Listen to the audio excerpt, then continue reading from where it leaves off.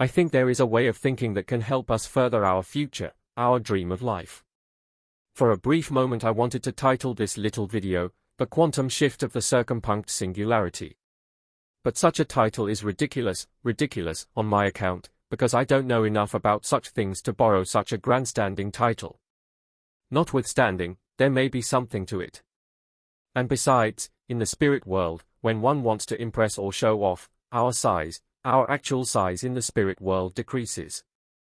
It decreases because the pride of showing off is directly the shadow of our insecurity, which believes in and shapes smallness. We form shapes. And may God have mercy on us. At any event, perhaps we can say, as an introduction, that there is a difference between knowing something and being aware of something. I am approaching the notion of being aware of something by observance mixed with self-observance. What if we observe something and mix it with observing ourselves, a self-awareness? I think there is a great key here, which I perceived one morning, as these revelations are given to me, somehow, rather than discovered. With this in mind we know that the circumpunct is a shape yielding some sort of esoteric meaning. The circumpunct is a circle first, and then strangely, it has a dot right in the center. A circle with a dot. I want to use this shape, correctly or incorrectly, for my point. Now, many concepts of substance, that is, a thing which also contains a thought, such as the goodness of God, exist in a passive state, and borrowing from physics, we can say it lives in flux, it is passive yet with potential, it is not activated.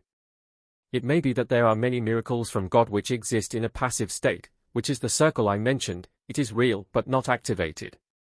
It needs a dot in the center of itself.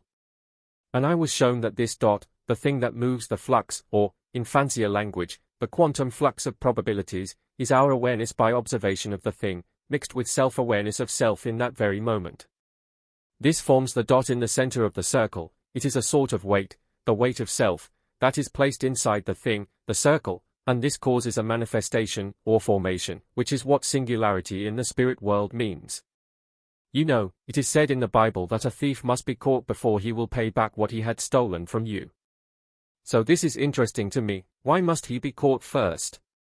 If you don't know about him, you can't get it back. Let us take this for a practical example.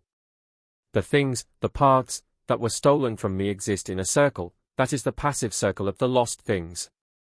I catch the thief, which is an observance of the lost things.